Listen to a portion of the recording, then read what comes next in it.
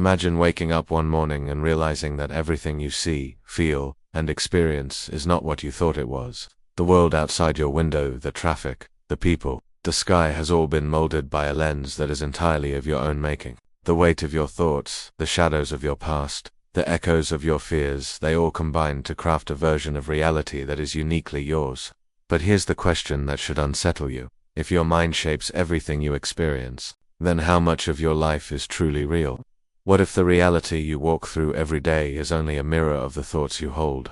What if your perceptions are the only thing standing between you and a deeper, truer version of yourself? You may think you're seeing the world as it is, but what if you're seeing it through a filter so distorted that even your closest relationships, your career, your happiness, your sense of self, all of it is defined by the mental constructs you've unknowingly accepted as truth? Consider this. You live your life in reaction to everything that happens around you. You wake up to an alarm that disrupts your dreams, rush to work, feel the weight of the traffic, experience fleeting moments of joy or frustration, all shaped by how your brain processes the world. But do you ever stop to ask, what if I could change the way I see all of this? What if my thoughts, my mind, have more power over my reality than I've ever realized? What if your mind is not just interpreting the world, but actively shaping it, defining every detail of your experience, influencing the way you move through life, how you think, and what you perceive as possible? Now, imagine for a moment, stepping outside of this reality, this mental frame that has kept you bound in its grip. What happens when you break free from the prison of your own mind and see the world in a new light? This is not a simple positive thinking mantra. This is a deep, existential realization that the very nature of reality, the world in front of you, has been colored by the filters of your perceptions, beliefs, fears, and unconscious patterns. The moment you begin to understand how your mind shapes your reality, everything begins to shift. But how do you even begin to question something as fundamental as the mind's influence over your life? If everything you see, hear, and feel is a product of your mental framework, how can you separate your truth from the greater truth? Where does the mind stop and reality begin? You might be asking, isn't the world real, independent of me? Isn't the traffic real? Isn't my struggle at work real? How could my mind be the thing that shapes these external events? The paradox here is this. Your mind doesn't just react to the world around you. It actively creates the lens through which you experience it. You are, in many ways, both the artist and the canvas. Your thoughts, your beliefs, and even your unconscious patterns are constantly molding the landscape of your life. Let this idea sink in. The world around you, with all its people, events, and circumstances, exists in a way that is uniquely your own, and you are living a version of reality that has been meticulously crafted by your own mind. Every emotion, every relationship, every obstacle, and every success is not just happening to you, it's happening because of you. So, where does that leave you? If your mind shapes your reality, can you learn to shape it differently? Can you learn to free yourself from the hidden chains that keep you bound to the same old patterns? The answer, as unsettling as it may seem, is yes. But it requires an exploration into the deepest layers of the mind, the ones we often avoid. In the next section, we'll dive into the hidden problem that shapes your reality, the unconscious forces and beliefs that guide your life without your knowledge. It's time to confront these hidden patterns and ask yourself, what part of my reality is mine, and what part of it is simply a story my mind is telling me?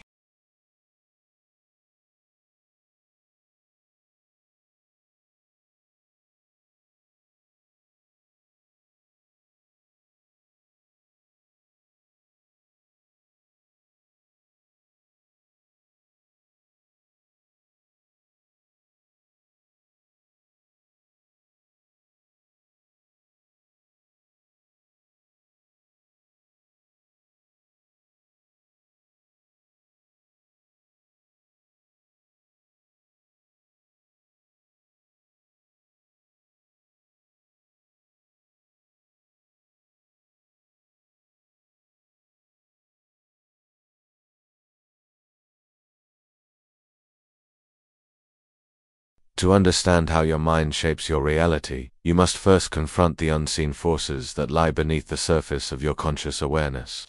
These hidden patterns, beliefs, and unconscious drives are the architects of your everyday experience. They govern the way you perceive the world, how you interact with others, and even the way you interpret your own emotions. But here's the real question. How much of what you experience is really you, and how much is simply an echo of the unseen forces that control your mind?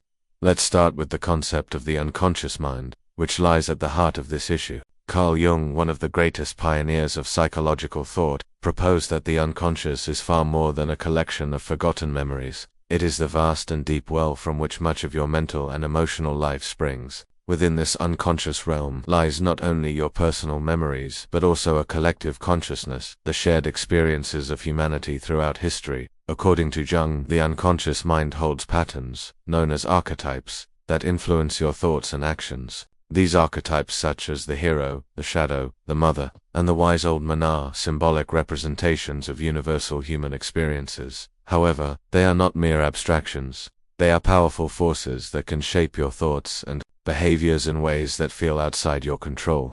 They function like deeply embedded scripts that influence everything, from the way you react to conflict to the way you perceive your worth.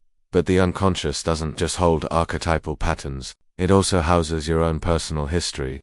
It contains all the unresolved emotions, traumas, and fears that you have repressed over the years. When you are faced with certain experiences, your mind often seeks to protect you by drawing upon these past memories and reactivating these repressed emotions. These unconscious patterns then shape your present reality in ways that you may not even realize. For example, if you suffered a deep emotional wound in childhood, your unconscious mind may cause you to react defensively in future relationships, even if the people around you are not a threat. Nietzsche, in his exploration of the will to power, also emphasized that much of our internal struggles are born from unconscious drives. He believed that individuals are often driven by forces they cannot comprehend, forces that manifest as the pursuit of power, dominance, and control. For Nietzsche, these forces were not inherently negative but essential to human nature. They provided the fuel for self-overcoming and personal transformation. Yet, when left unchecked or misunderstood, they can distort one's perception of reality and trap the individual in a cycle of self-destructive behavior. As you reflect on these ideas, consider how the unconscious patterns in your own life have shaped the way you view yourself and the world. Are there beliefs that you have accepted as truth beliefs about your abilities, your worth, or your place in the world that no longer serve you? How many of these beliefs are rooted in your past experiences, rather than in the reality of who you are now? And more importantly, how many of these beliefs are shared with the world around you, inherited from society, culture, and family? The next layer of this problem lies in what Jean-Paul Sartre called bad faith, a term he used to describe the ways in which people deceive themselves in order to avoid confronting the painful truths about their existence. In Sartre's view, bad faith occurs when individuals refuse to face the full scope of their freedom and responsibility.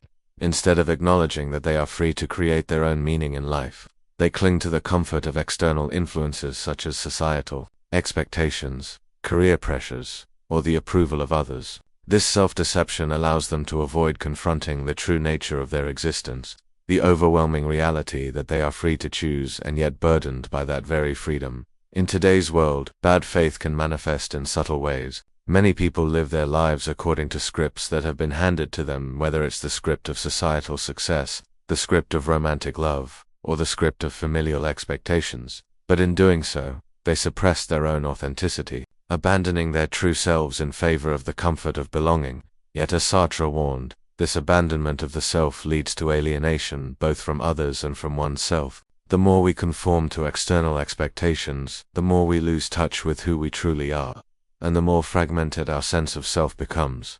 In addition to this, the modern world has created a condition of perpetual distraction, be it through technology, social media, or the endless pursuit of success. We fill our minds with noise, avoiding the deep and uncomfortable work of self-examination.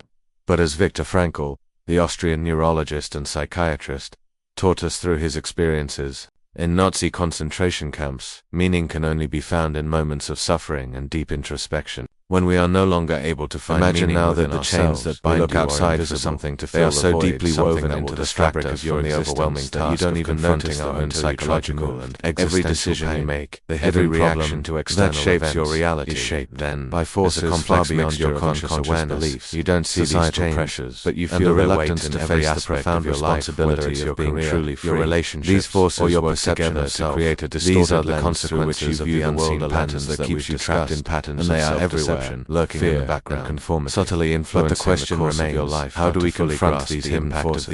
How do we begin to untangle the web of cognitive biases that shape our reality? In the next section, we will explore the unseen consequences of these biases are not just occasional errors in judgment. They are fundamental ways in which your brain filters and interprets the world.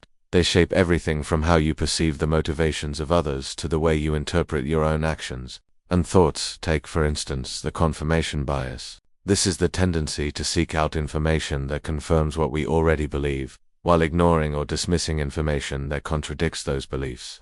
At its core, confirmation bias is a defense mechanism. It's much easier and more comfortable to maintain a consistent worldview than to confront the discomfort of uncertainty or contradiction.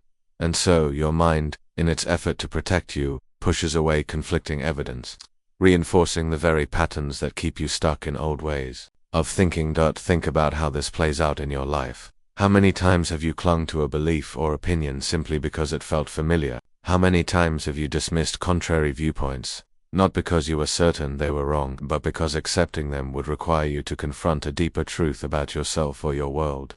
This is one of the unseen consequences of the patterns we discussed in the previous section, the cognitive biases that keep us locked into narrow, limited perspectives.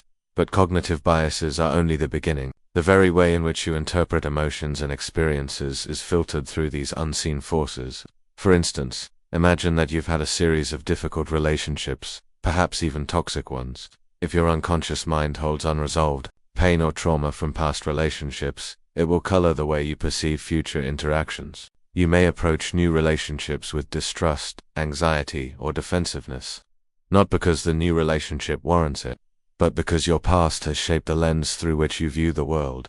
This is the effect of repressed trauma and emotional wounds, as Jung argued. These unresolved emotions don't simply disappear. Instead, they become shadow elements of the psyche, fragments of the self that we try to suppress, but which continue to influence our behavior in subtle and often destructive ways. When we fail to confront these emotional wounds, they continue to affect our relationships, our careers, and our general outlook on life. We become prisoners to our own history, living in a constant loop of reactivity and unconscious behavior, trapped in patterns of thought and action that feel completely out of our control.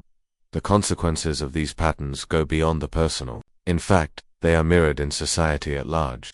One of the most striking consequences of the unseen forces that shape our reality is the way they manifest in cultural conditioning. Society, with its deeply ingrained norms and expectations, acts as a collective force that influences how individuals see themselves and each other. These societal forces are often just as invisible as the personal unconscious patterns, yet their impact is pervasive. Consider the ways in which modern culture rewards conformity and discourages individuality. From the constant pressure to fit into predetermined roles, whether it's in terms of career, relationships, or social expectations, many individuals feel as though they are living someone else's life. This societal conditioning leads to a disconnect between the authentic self and the version of oneself that is shaped by external forces. The consequences of this dissonance are profound. Stress, anxiety, a sense of being lost or disconnected, and a general lack of fulfillment.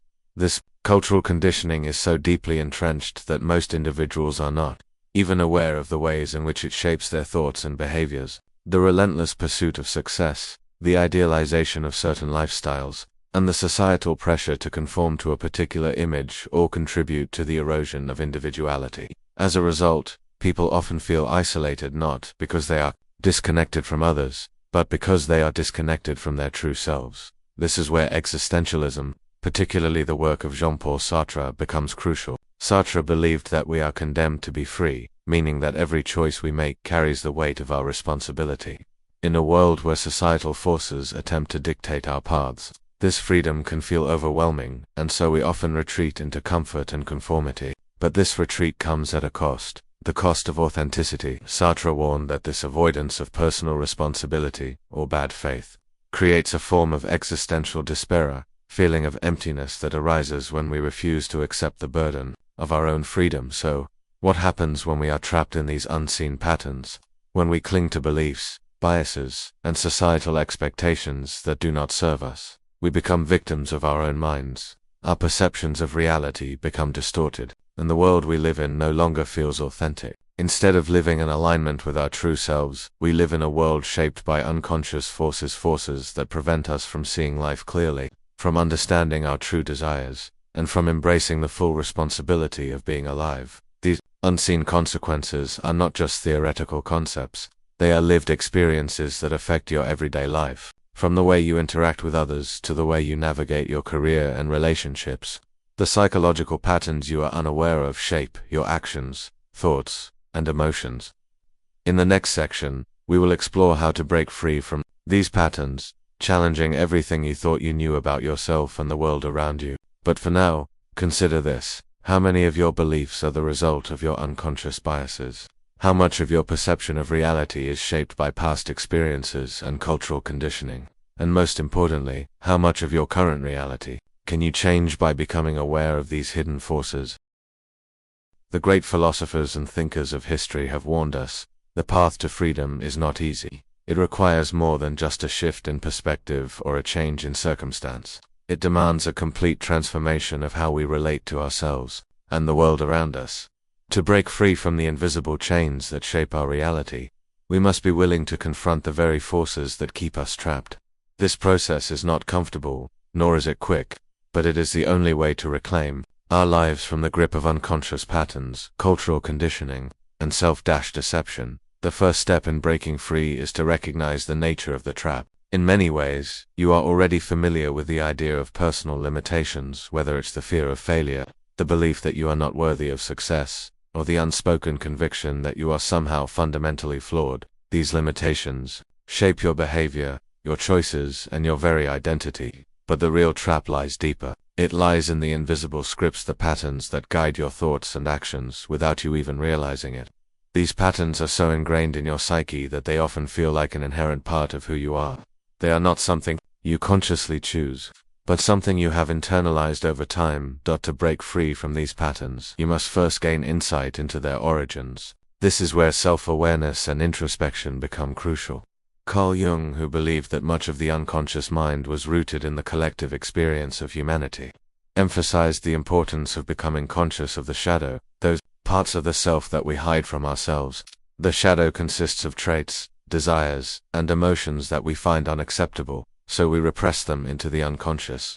However, this repression doesn't eliminate the shadow. Instead, it allows it to shape our behavior in hidden ways. By becoming aware of your own shadow, you can begin to dismantle the unconscious forces that hold you back. This process requires you to confront the parts of yourself that you have rejected, whether it's your anger, your fears, or your insecurities. But it is not about eliminating these parts. It is about accepting them as part of your human experience, and integrating them into a more authentic, whole self. Only then can you begin to break free from the prison of your own mind. Once you have gained insight into your unconscious patterns, the next step is to challenge the cultural conditioning that has shaped your worldview. Nietzsche, with his concept of the Bermensch or Overman, argued that true freedom comes from transcending societal norms and expectations. To be free, he believed, one must reject the herd mentality and create one's own values. This is not an act of rebellion for the sake of rebellion, but a commitment to living authentically, regardless of the expectations of others. In practical terms, this means questioning the very assumptions that underpin your life. Why do you chase after success or wealth? Is it because you genuinely desire it, or is it because society has told you that these are the markers of a meaningful life? Why do you care about the approval of others? Is it because you have internalized their judgments, or because you have cultivated your own sense of self? Breaking free from these societal norms requires the courage to stand alone, to embrace the solitude that comes with living authentically. It is in this solitude that you can begin to cultivate your true desires and create your own values. The journey is not easy, and the fear of isolation can be overwhelming. But as Nietzsche reminds us, he who has a why to live can bear almost anyhow. When you have a deep sense of purpose, rooted in your authentic self, the external pressures of society lose their power over you. However, breaking free also means challenging the deeply ingrained narratives about suffering and struggle. The cultural narrative we inherit often tells us that suffering is something to be avoided at all costs. We are taught that comfort and happiness are the ultimate goals of life. But this desire for comfort is exactly what keeps us stuck.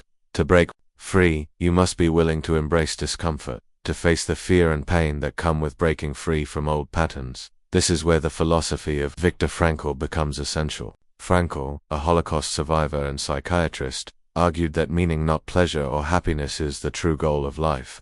According to Frankl, we find meaning through the suffering we endure and the choices we make in response to that suffering. This shift in perspective allows us to break free from the tyranny of seeking comfort and instead focus on creating a life that is meaningful and authentic, no matter the external circumstances. True freedom, then, is not about escaping suffering or seeking constant pleasure. It is about transcending the need for external validation and embracing the process of self-creation. It is about choosing to live according to your deepest values, regardless of the expectations of others. It is about embracing your full humanity, with all its complexities, contradictions, and flaws. The process of breaking free is... Imagine standing at the precipice of your former self, gazing back at the long road that has led you here. All the layers of false beliefs, the self-imposed limitations, and the illusions you once held as truths begin to dissolve before your eyes. What you are left with is a new awareness, one that feels both liberating and unsettling in its raw clarity. This is the moment when everything you've worked to understand, all the paths you've taken, culminate in a single, profound realization: the truth about reality and your place within it. The deepest revelation that comes with breaking free from your old patterns is that reality is not as fixed and unchangeable as we once believed. Your perception of the world is not an objective truth, but a construction of your mind. What you experience as reality is heavily filtered through your beliefs, fears, and desires. In a sense, you are the architect of your own world, a world shaped by the lens through which you view it. This realization echoes the teachings of Friedrich Nietzsche, who famously declared, "There are no facts, only interpretations." Nietzsche believed that truth is not something objective, but something subjective and relative to the individual. What you call reality is, in essence, an interpretation you have made based on your experiences, conditioning, and inner workings. Once you grasp this, the chains of external validation, societal approval, and the pressures to conform begin to lose their grip. You realize that you have been living not in the world as it truly is, but in a world of your own creation. But this revelation comes with a dual edge: liberation and responsibility. You see, the moment you understand that your mind shapes your reality, you also realize that you hold the key to reshaping it. This is both empowering and daunting. The responsibility for your thoughts, emotions, and actions rests squarely with you. No longer can you blame the world for your suffering or feel at the mercy of external forces. The power to change your life is in your hands, but so too is the weight of that power.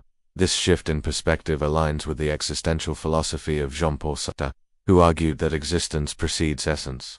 According to Sartre, we are not born with a predefined purpose or meaning. We must create meaning for ourselves through our choices and actions. This is the ultimate freedom: the freedom to choose your path, to create your identity, and to shape your own reality, free from the constraints of societal expectations and past conditioning. Yet, with this freedom comes the unavoidable truth of existential isolation. The more you begin to embrace your individuality, the more you may feel the weight of solitude. To live authentically, to embrace your true self, often means standing apart from the crowd. You may find that others don't understand or reject the person you have become. But here lies the paradox. In choosing to live authentically, you discover a deeper connection to the world around you. You realize that by embracing your individuality, you are actually tapping into the shared human experience, the very essence of what it means to be alive and human. This is the paradox of freedom. It is both a deeply isolating and profoundly unifying experience. While you may stand alone in your truth, you also come to understand that true connection comes not from conforming to the expectations of others, but from embracing the unique, sometimes contradictory, essence of who you are. In that paradox, you are no longer alone. You are, in fact, deeply connected to the world in ways that you never could have imagined when you were trapped by the limitations of your own mind. Moreover, this realization about the malleability of reality shifts how you view suffering. In the past, you may have seen suffering as an external force, a cruel, unchangeable fact of life. But once you see that reality is shaped by your perception, you begin to understand that suffering is not inherently negative. It is simply a part of the human experience, one that can lead to growth, transformation, and deeper understanding. The suffering you once feared becomes a catalyst for your personal evolution. It becomes the very soil from which your strength, wisdom, and authenticity can grow. What you come to realize, then, is that life is not about escaping suffering or seeking constant happiness. It is about embracing the full spectrum of human experience, the light and the dark, the joy and the pain, and choosing to create meaning from it all. This is the ultimate freedom, the freedom to accept yourself and your circumstances as they are, while simultaneously choosing to shape your own reality from a place of conscious awareness. As this final realization settles within you, you begin to see the world through new eyes. The external noise, the judgments of others, the expectations of society becomes faint and distant.